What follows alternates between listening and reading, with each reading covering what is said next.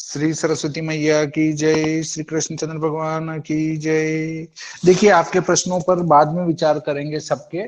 पहले मैं यहाँ पर अपने अहरगण कैसे निकालेंगे उसका सूत्र बता देता हूं। अहरगणानयनम,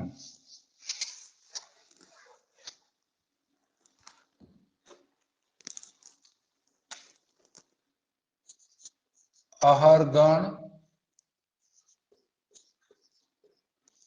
साधन।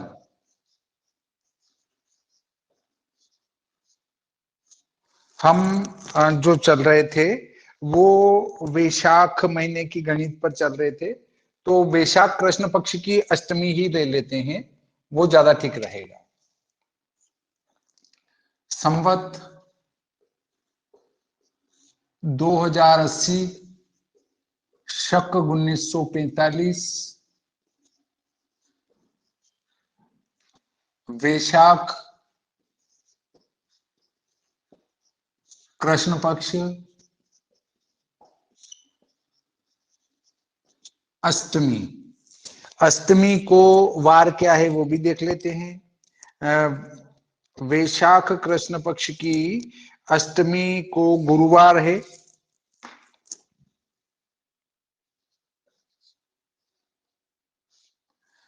अब सूत्र पर चर्चा करते हैं। इसका अहरगण का सूत्र क्या कहता है।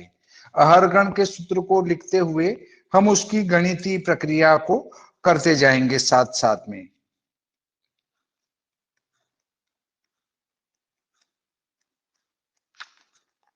आपको किताब देखने की जरूरत नहीं है, मैं पूरा सूत्र ही लिखूंगा, तो आप उस सूत्र को देखें केवल। अभिष्ट शक वर्ष ऋण 1800 बराबर इसको कहेंगे वर्षगण। वर्षगण गणितीय प्रक्रिया 1945 ऋण 1800 बराबर 145 वर्षगण। जैसा सूत्र में लिखा है, जिस शक का पंचांग बना रहे हैं उसमें से 1800 घटाएंगे तो वर्षगण आएगा। तो 1945 में से 1800 घटाए 145 वर्षगण आए। अब वर्षगण बटे 19, वर्षगण भागित 19 बराबर यह आएगा गत चक्र संख्या। गत चक्र संख्या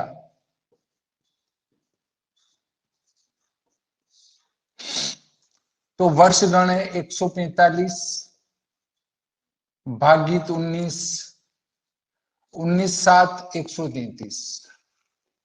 145 में 19 का भाग देंगे तो भागफल को लेना है, शेष फल को छोड़ना है। तो ये हो गया हमारा गत चक्र संख्या। यहां सूत्र लिखा, यहां हल करा।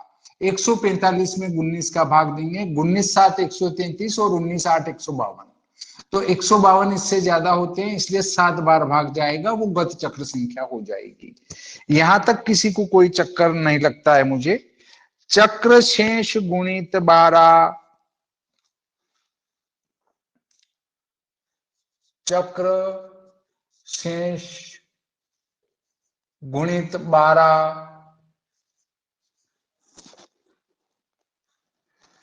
धनगत मास, धनगत मास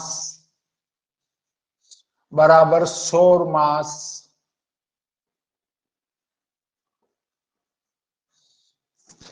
यहां तक मुझे कोई दिक्कत नहीं लगती है। चक्र शेष का अर्थ है कि इस 19 का भाग लगाने के बाद जो शेष फल बचता है उसको चक्र शेष कहेंगे। चक्र शेष बराबर 19 7 133 घटा देंगे, 5 में से 3 2 12 बचते हैं। 145 में 19 का भाग लगाएंगे तो 19 7 133, 5 में 3 2, 4 में 3 1, ये 12 जो बचे इसको चक्र शेष कहेंगे। ठीक है, मुझे नहीं लगता यहां तक किसी को दिक्कत होगी। इसका भाग इसमें लगाएंगे तो ये घत चक्र आएगा, और जो शेष फल बचा उसे चक्र शेष कहेंगे। अब देखिए, चक्र शेष 12 ये वाला, और गुणित 12 धन गत मास। गत मास गिनेंगे शुक्ल पक्ष की प्रतिपदा से। चैत्र शुक्ल की पक्ष की प्रतिपदा से वैशाख शुक्ल की प्रतिपदा तक एक गत मास होगा। तो हम तो वैशाख कृष्ण पक्ष में हैं, इसलिए गत मास 0 बराबर 144 धन 0 बराबर 144 सौर मास।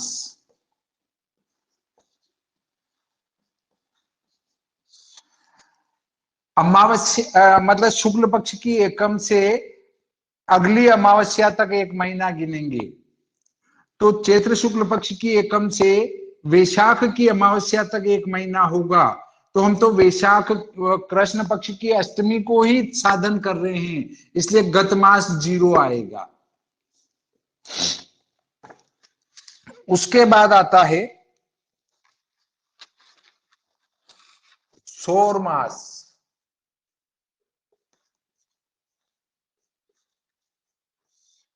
धन 10 धन गत चक्र बटे 5,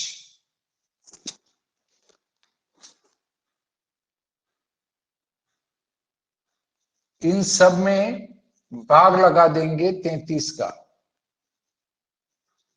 तो आ जाएंगे अधिमास।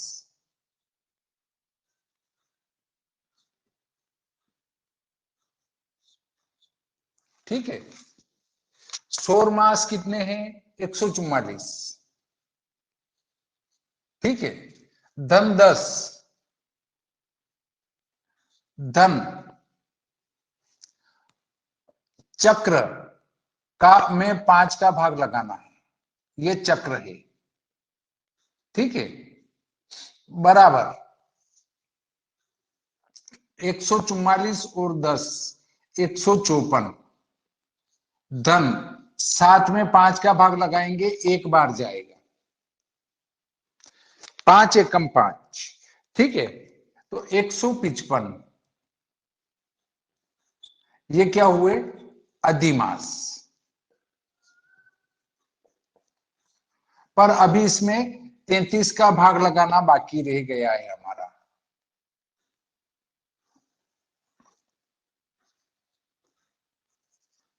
भागी 33 बराबर 144 और 10 154 धन 7 में 5 का भाग लगाया, 1 भागी 30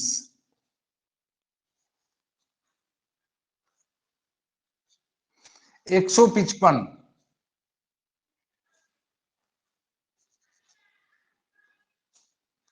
155 भागी 33, तीनों पंजों 15 और 1 16, 4 बार जाएगा, बराबर 4। ये हो गए अधिमास।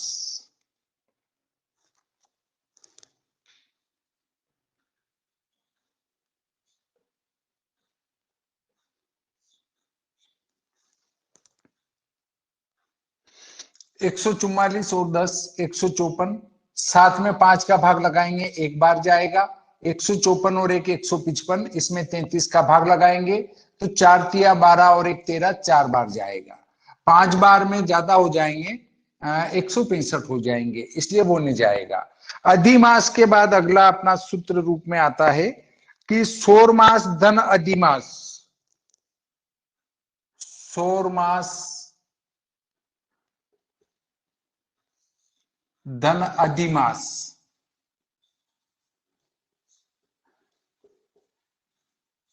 बराबर चांद्रमास।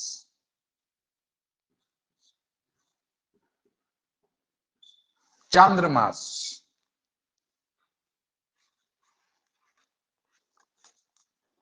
सौर मास कितने आए अपने? 144, 144 धन 4 अधिमास, सौर मास अधिमास 148 चांद्रमास।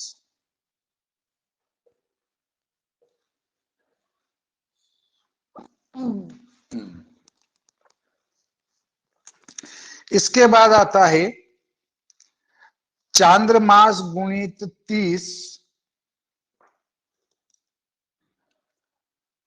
चांद्र मास गुणित 30, ठीक है। चांद्र मास गुणित 30 धन गत तिथि,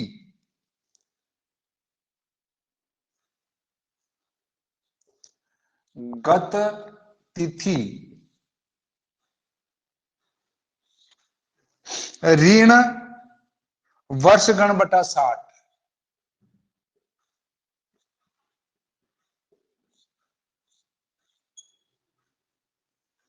बराबर तिथि गण, तिथि गण।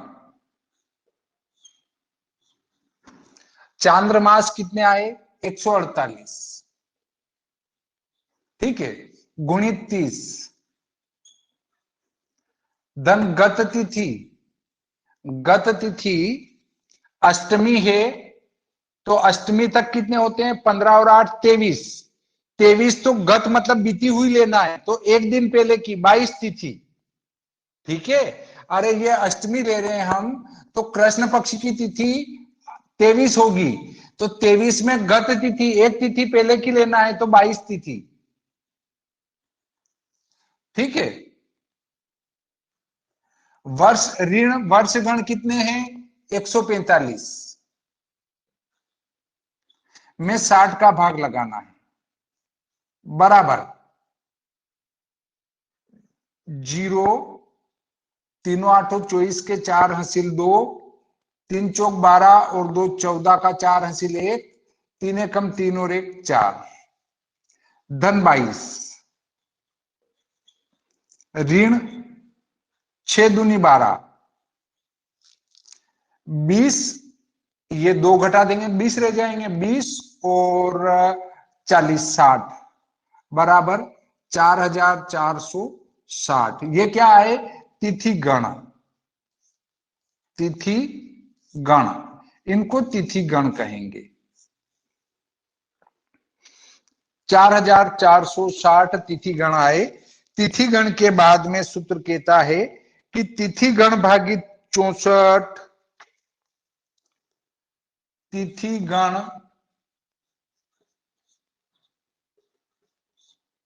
भागित 64 बराबर ये आएगा क्षय तिथि,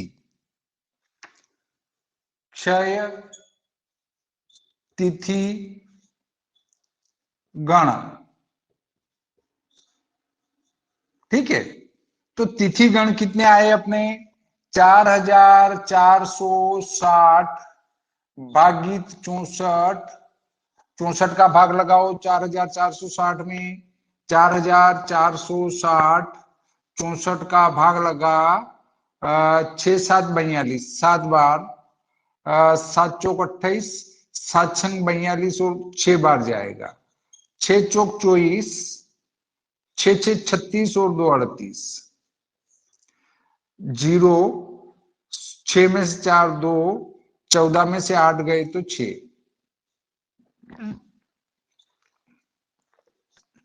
9 चौक 36, 9 छंग 54 और 3 57, 69,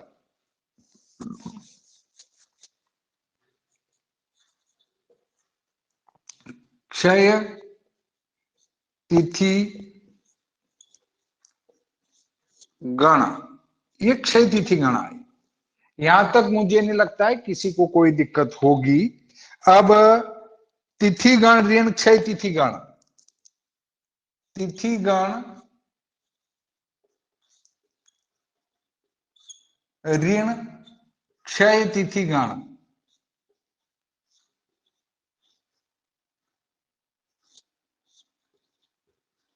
बराबर अहर गण।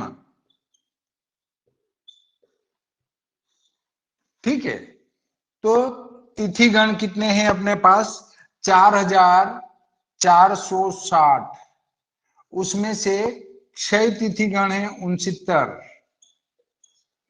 ये घटा देंगे तो 10 में से 9 गया 1, 16 में 7 गए 9, 4 में से 1 गया 3 और ये 4, 9 और 1 10, 9 6 15, 1 16, 3 और 1 4। ठीक है, इसको कहेंगे हम अहरगण। ये अहरगण आ गए। यहां तक मुझे नहीं लगता है किसी को कोई तकलीफ होगी। अब अहरगण धन चक्र संख्या गुणित 3, अहरगण गुणित अहरगण धन चक्र संख्या गुणित 3, धन चक्र संख्या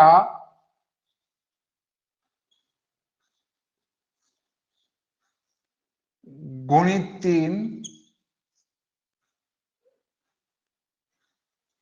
ठीक है, चक्र संख्या गुणित 3 और भागित 7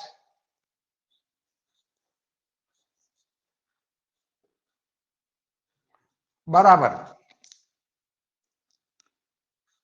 बुधवार से शेष बुधवार से गिनना।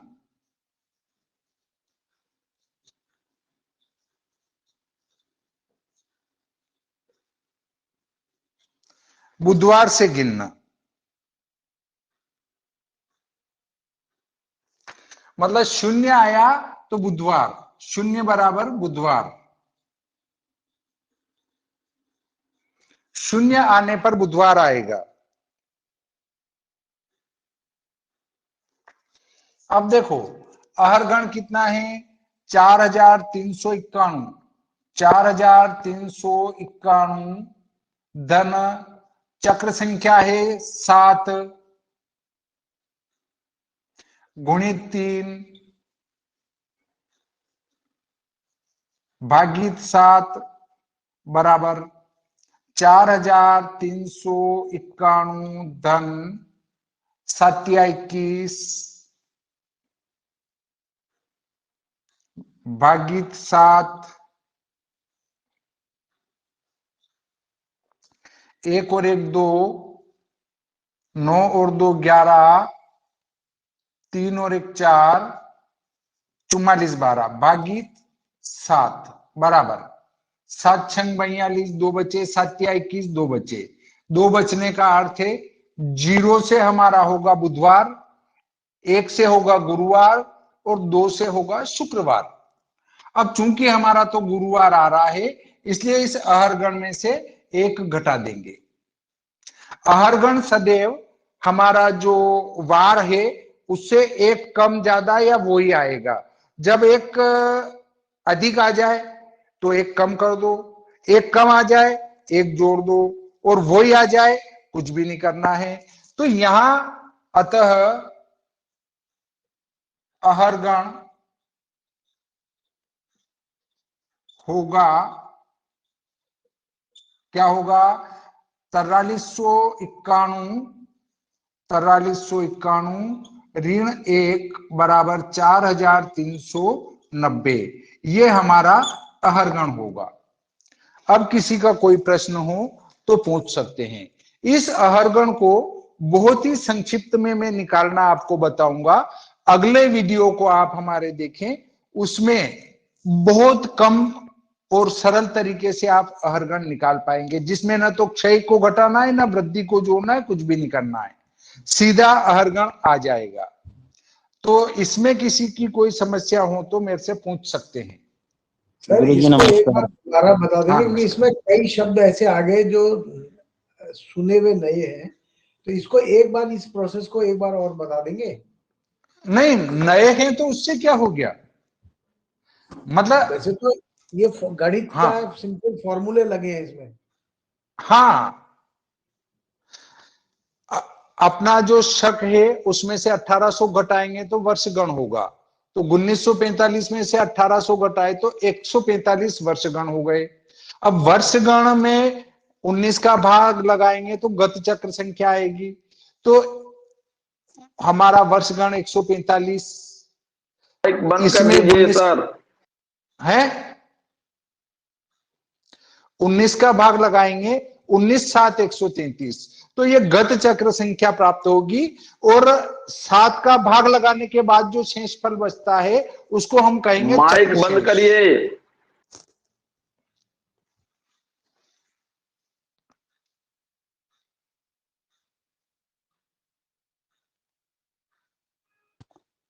गुरुजी, हाँ गुरुजी, जैसे इसमें 7 से बुधवार से गिनना, तो बुधवार को शून्य क्यों माना जाएगा गुरुजी? बुधवार शून्य का अर्थ है 7। 7 शून्य का अर्थ होता है 7। और ग्रंथ का निर्माण जिस दिन हुआ वहां से अहरगण गिना जाएगा, तो वो तो उनने अपने को इसमें जो निर्देश है वहां से गिनना है बस। मतलब अगर 1 आता है तो गुरुवार, 2 आता है तो शुक्रवार, ऐसे लेना है आपको, अपना वार वाली संख्या को नहीं लेना है यहाँ पर। तो ये चक्र शेष बचेंगे 12। अब चक्र शेष गुणित 12 धन गत मास बराबर सौर मास होगा। तो चक्र शेष तो है 12 और ये सूत्र के 12, दोनों का गुणा 144। और गत मास हमारे पास है ही नहीं है, क्योंकि हम वैशाख कृष्ण पक्ष में गणित कर रहे हैं। गत मास हमारा होगा, यदि हम वैशाख शुक्ल पक्ष में होते तो गत मास 1 हो जाता, तो गत मास 0, इनको जोड़ा तो ये सौर मास आ गए 144। सौर मास धन 10 और गत चक्र में 5 का भाग भागित 33 अधिक मास हो जाएंगे, तो 144 तो हमारे सौर मास आ गए, 10 सूत्र वाले आ गए, 7 हमारा चक्र आ गया और 5 का इसमें भाग लगा दिया। इनको हल किया तो 144 और 10 154, 7 में 5 का भाग देंगे, 1 भागफल आएगा। 154 और 1 155, 155 में 33 का भाग देंगे तो 4 अधिक मास आ जाएंगे। अब सौर मास, ये सौर मास 144, सौर मास धन अधिमास 144 और 4 148, ये चांद्रमास हो जाएंगे। चांद्रमास, चांद्रमास में 30 का गुणा कर गत तिथि जोड़ेंगे और वर्ष गण में 60 का भाग लगाकर घटा देंगे तो तिथि गण प्राप्त होगा। चांद्रमास है 148 गुणित 30, उसके बाद वर्ष गण में 60 का भाग लगाया और हमारी तिथि कौन सी है, 22 है गत तिथि। गत तिथि का अर्थ है जिस तिथि का गणित कर रहे हैं उससे एक दिन पहले, तो 22 तिथि। 145 वर्षगण है, उसमें 60 का भाग लगाना है, तो 6 दूनी 12, 2 बार में जाएगा, तो 4440 इनका गुणा होगा। 30 का गुणा इसमें करेंगे तो 4440, और उसमें ये 22 जोड़ेंगे और इसका भागफल 2 घटा देंगे, तो ये आएंगे 4460 तिथि गण। तिथि गण में 64 का भाग लगाएंगे तो क्षय तिथि आएगी। 64 का भाग लगाने का अर्थ ये है कि 64 दिन में एक तिथि क्षय हो ही जाती है, मतलब हर महीने में एक तिथि क्षय मिलेगी आपको। दो महीने में, हर 2 महीने में एक तिथि क्षय मिलेगी। पर हर महीने में तिथि क्षय क्यों होती, क्योंकि तिथि वृद्धि भी हो जाती है। तिथि वृद्धि हो जाती है तो उसके साथ तिथि क्षय भी हो जाती है वापस। अब देखो 64 का भाग लगाएंगे किसमें, तिथि गण में। ये 4460 हमारे तिथि गण है, इसमें 64 का भाग लगाया तो 6 तिथि गण आया। मतलब 4460 दिन में 69 तिथियां क्षय होगी। ये घटा देंगे तिथि गण में से 6 तिथि गण तो अहरगण आएगा। 4460 में से 69 6 तिथि गण घटाया तो ये अहरगण आया।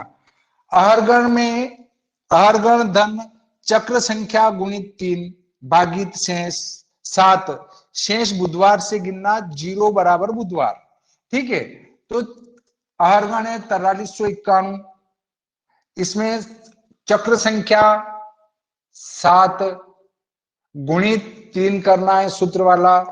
तो ये हल करने पर हमारे जो शेष फल बचता है वो कितना बचता है, शेष 7 छंग 42 और 7 या 21 2 बचता है। 2 का अर्थ है 1 से गुरुवार 2 से शुक्रवार। तो शुक्रवार नहीं आ रहा है हमारा, एक अधिक है इससे 1 घटा देंगे, ये अहरगण हो जाएगा। अब किसी का कोई प्रश्न हो तो पूछ सकते हैं। गुरुजी जैसे इसमें 24 गुरुवार किस दिन आ रहा है ये? गुरुवार अष्टमी को। ठीक ठीक ठीक।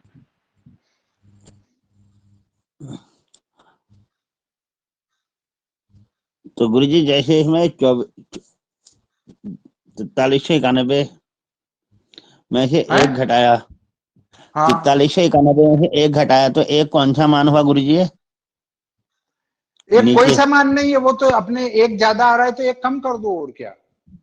1 ज्यादा, हाँ 1 अधिक आ रहा है तो 1 कम कर दो। हाँ जी।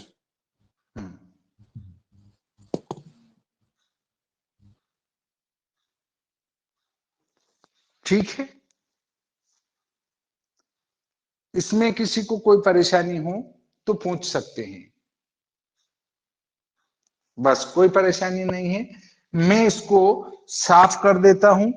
अब मैं आपको बहुत ही सरल तरीके से अहरगण निकालना बताऊंगा। देखिए हमारी